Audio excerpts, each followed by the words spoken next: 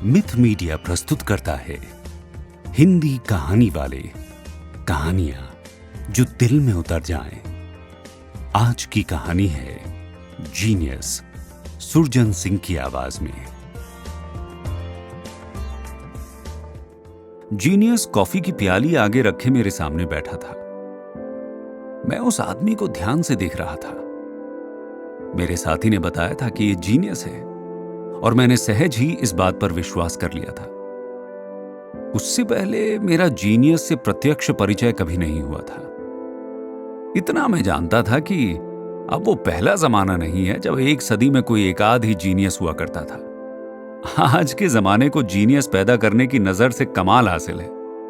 रोज कहीं ना कहीं किसी न किसी जीनियस की चर्चा सुनने को मिल जाती है, मगर जीनियस की चर्चा सुनना और बात है और एक जीनियस को अपने सामने देखना बिल्कुल दूसरी बात। तो मैं उसे गौर से देख रहा था। उसके भूरे बाल उलझकर माथे पर आ गए थे। चेहरे पर हल्की हल्की झुर्रियां थी। हालांकि उम्र 27-28 साल से ज्यादा नहीं थी। होठों पर एक स्थायी मुस्कुराहट दिखाई देती थी, फिर भी चेहरे का भाव गंभीर था। वो सिगरेट का कश खींचकर नीचे का होंठ जरा आगे को फैला देता था, जिससे धुआं बजाय सीधा जाने के ऊपर की तरफ उठ जाता था। उसकी आंखें निर्विकार भाव से सामने देख रही थी। हाथ मशीनी ढंग से कॉफी की प्याली को होठों तक ले जाते थे। हल्का सा घूंट अंदर जाता था और प्याली वापस सॉसर में पहुंच जाती थी। कई क्षणों के बाद उसके मुंह से यह स्वर निकला। मुझे लगा कि उसकी हूं साधारण आदमी की हूं से बहुत भिन्न है। मेरे मित्र आपकी बहुत प्रशंसा कर रहे थे। मैंने वक्त की जरूरत समझते हुए बात आरंभ की। जीनियस के माथे के बल गहरे हो गए और उसके होठों पर मुस्कुराहट जरा और फैल गई। वो मैंने इनसे कहा था कि चलिए आपका परिचय करा दूं, मेरे साथी ने कहा। साथ ही उसकी आंखें झपकी और उसके 2-1 दांत बाहर दिखाई दे गए। मुझे एक क्षण के लिए संदेह हुआ कि कहीं यह संकेत स्वयं उसी के जीनियस होने का परिचायक तो नहीं। परंतु दूसरे ही क्षण उसकी सधी हुई मुद्रा देखकर मेरा संदेह जाता रहा। जीनियस एक पल आंखें मूंदे रहा, फिर उसने इस तरह विस्मय के साथ आंखें खोली जैसे वो ये निश्चय न कर पा रहा हो कि अपने आसपास बैठे लोगों के साथ उसका क्या संबंध हो सकता है। उसके फैले हुए होंठ जरा सिकुड़ गए। उसने सिगरेट का एक कश खींचा और तंबाकू का धुआं सरसराता हुआ ऊपर की ओर उठने लगा। तो उसने कहा, देखिए ऐसा है, ये सिर्फ आपको बना रहे हैं। मैं जीनियस वीनियस कुछ नहीं, साधारण आदमी हूं। यकीन मानिए। मैंने अपने साथी की तरफ देखा कि शायद उसके किसी संकेत से पता चले कि मुझे क्या कहना चाहिए, मगर वो दम साधे पत्थर के बुत की तरह गंभीर बैठा रहा। मैंने फिर जीनियस की तरफ देखा। वो भी अपनी जगह निश्चल था।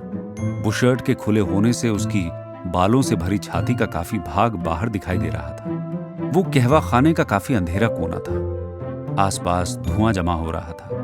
दूर जोर जोर के कहकहे लग रहे थे और हाथों में थालियां लिए छायाएं इधर उधर घूम रही थी। मैं आज तक नहीं समझ सका कि कुछ लोग जीनियस क्यों माने जाते हैं। जीनियस ने फिर कहना आरंभ किया, मैंने बड़े बड़े जीनियसों के विषय में पढ़ा है और जिन्हें लोग जीनियस समझते हैं उनकी रचनाएं भी पढ़ी हैं। उनमें कुछ नाम हैं शेक्सपियर, टॉल्स्टॉय, गोर्की और टैगोर। मैं इन सबको हैच समझता हूं।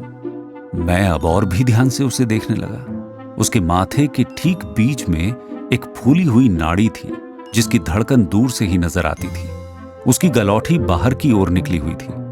बाईं आंख के नीचे हल्का सा फफोला था। मैं उसके नक्श अच्छी तरह जहन में बिठा लेना चाहता था। डर था कि हो सकता है फिर जिंदगी भर किसी जीनियस से मिलने का सौभाग्य प्राप्त न हो। शेक्सपियर सिर्फ एक बार्ड था। 2 कश खींचकर उसने फिर कहना आरंभ किया, और अगर मर्लो वाली कहानी सच है तो इस बात में ही संदेह है कि शेक्सपियर शेक्सपियर था। टॉल्स्टॉय, गोर्की और चेखव जैसे लेखकों को मैं अच्छे कॉपीस्ट समझता हूं, केवल कॉपीस्ट और कुछ नहीं। जो जैसा अपने आसपास देखा उसका हूबहू चित्रण करते गए। उसके लिए विशेष प्रतिभा की आवश्यकता नहीं। हां, टैगोर में थोड़ी कविता जरूर थी। वो खुलकर मुस्कुराया। मेरे लिए उस मुस्कुराहट की थाह पाना बहुत कठिन था। पास ही कहीं 2-1 प्यालियां गिरकर टूट गईं। एक कबूतर पंख फड़फड़ाता हुआ कहवा खाने के अंदर आया और कुछ लोग मिलकर उसे बाहर निकालने की कोशिश करने लगे। जीनियस की आंखें भी कबूतर की तरफ मुड़ गईं और वो कुछ देर के लिए हमारे अस्तित्व को बिल्कुल भूल गया। जब उसने कबूतर की तरफ से आंखें हटाईं तो उसे जैसे नए सिरे से हमारी मौजूदगी का एहसास हुआ।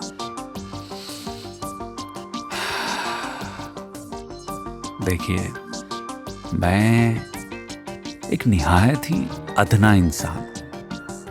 उसने हमारे कंधों से ऊपर दीवार के ऊपर देखते हुए कहा, लेकिन यह मैं जरूर जानता हूं कि जीनियस कहते किसे हैं। माफ कीजिए, कहते नहीं, जीनियस कहना किसे चाहिए। उसने प्याली रख दी और शब्दों के साथ साथ उसकी उंगलियां हवा में खाके बनाने लगी। आप जानते हैं या शायद नहीं जानते कि जीनियस एक व्यक्ति नहीं होता, वो एक फिनोमेना होता है, एक परिस्थिति जिसे केवल महसूस किया जा सकता है। उसका अपना एक रेडिएशन, एक प्रकाश होता है। उस रेडिएशन का अनुमान उसके चेहरे की लकीरों से, उसके हाव भाव से या उसकी आंखों से नहीं होता। वो एक फिनोमेना है जिसके अंदर एक अपनी हलचल होती है, परंतु जो हलचल उसकी आंखों में देखने से नहीं होती, वो स्वयं भी अपने संबंध में नहीं जानता। परंतु जिस व्यक्ति का उसके साथ संपर्क हो, उस व्यक्ति को उसे पहचानने में कठिनाई नहीं होती। जीनियस को जीनियस के रूप में जानने के लिए उसकी लिखी हुई पुस्तकों या उसके बनाए हुए चित्रों को सामने रखने की आवश्यकता नहीं होती। जीनियस एक फिनोमेना है जो अपना प्रमाण स्वयं होता है। उसके अस्तित्व में एक चीज होती है जो अपने आप बाहर महसूस हो जाती है। मैं ये इसलिए कह सकता हूं क्योंकि मैं एक ऐसे फिनोमेना से परिचित हूं। मेरा उसका हर रोज का साथ है और मैं अपने को उसके सामने बहुत तुच्छ, बहुत हीन अनुभव करता हूं। उसकी मुस्कुराहट फिर लंबी हो गई थी। उसने नया सिगरेट सुलगाकर एक और बड़ा सा कश खींच लिया। कॉफी की प्याली उठाकर उसने एक घूंट में ही समाप्त कर दी। मैं अवाक भाव से उसके माथे की उभरी हुई नाड़ी को देखता रहा। मुझे उसके साथ के कारण एक आत्मिक प्रसन्नता प्राप्त होती है। वो फिर बोला, मुझे उसके संपर्क से अपना आप भी जीवन की साधारण सतह से उठता हुआ महसूस होता है।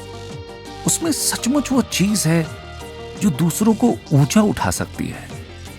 मैं तब उसका रेडिएशन देख सकता हूं, उसके अंदर की हलचल महसूस कर सकता हूं। जिस तरह अभी अभी वो कबूतर पंख फड़फड़ा रहा था, उसी तरह उसकी आत्मा में हर समय एक फड़फड़ाहट, एक छटपटाहट भरी रहती है।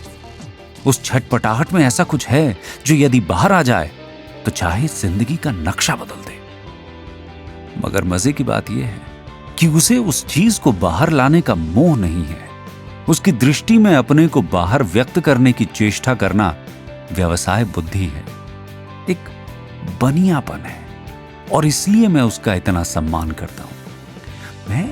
मैं उससे बहुत छोटा हूं, बहुत बहुत छोटा हूं, परंतु मुझे गर्व है कि मुझे उससे स्नेह मिलता है। मैं भी उसके लिए अपने प्राणों का बलिदान दे सकता हूं। मैंने जीवन में बहुत भूख देखी है, हर वक्त की भूख, और अपनी भूख से प्रायः मैं व्याकुल हो जाता रहा हूं। परंतु जब उसे देखता हूं तो मैं शर्मिंदा हो जाता हूं। भूख उसने भी देखी है और मुझसे कहीं ज्यादा भूख देखी है, परंतु मैंने कभी उसे जरा भी विचलित या व्याकुल होते नहीं देखा। वो कठिन से कठिन अवसर पर भी मुस्कुराता रहता है। मेरा सिर उसके सामने झुक जाता है। मैं जीवन के हर एक मामले में उससे राय लेता हूं और हमेशा उसकी बताई हुई राह पर चलने की चेष्टा करता हूं। कई बार तो उसके सामने मुझे महसूस होता है कि मैं तो हूं ही नहीं, बस वही वह है, क्योंकि उसके रेडिएशन के सामने मेरा व्यक्तित्व बहुत फीका पड़ जाता है। परंतु मैं अपनी सीमाएं जानता हूं। मैं लाख चेष्टा करूं, फिर भी उसकी बराबरी तक नहीं उठ सकता। उसके दांत आपस में मिल गए और चेहरा काफी सख्त हो गया। चेहरे की लकीरें पहले से भी गहरी हो गईं। फिर उसने दोनों हाथों की उंगलियां आपस में उलझाईं और एक बार उन्हें चटका दिया। धीरे धीरे उसके चेहरे का तनाव फिर मुस्कुराहट में बदलने लगा। खैर, उसने उठने की तैयारी में अपना हाथ आगे बढ़ा दिया। मैं अब आपसे इजाजत लूंगा। मैं भूल गया था कि मुझे एक जगह जाना है। मगर मैं इतना ही कह पाया। मैं तब तक उसी अवाक भाव से उसे देख रहा था। उसका इस तरह एकदम उठकर चल देना मुझे ठीक नहीं लग रहा था। अभी तो उसने बात आरंभ ही की थी। आप शायद सोच रहे हैं कि वो व्यक्ति कौन है जिसकी मैं बात कर रहा था। वो उसी तरह हाथ बढ़ाए हुए बोला, मुझे खेद है कि मैं आपका या किसी का भी उससे परिचय नहीं करा सकता। मैंने आपसे कहा था ना कि वो एक व्यक्ति नहीं, एक फिनोमेना है। अपने से बाहर वो मुझे भी दिखाई नहीं देता। मैं केवल अपने अंदर उसका रेडिएशन ही महसूस कर सकता हूं। और वो हाथ मिलाकर उठ खड़ा हुआ। चलने से पहले उसकी आंखों में क्षण भर के लिए एक चमक आ गई और उसने कहा, वो मेरा इनर सेल्फ है। और क्षण भर स्थिर दृष्टि से हमें देखकर वो दरवाजे की तरफ चल दिया।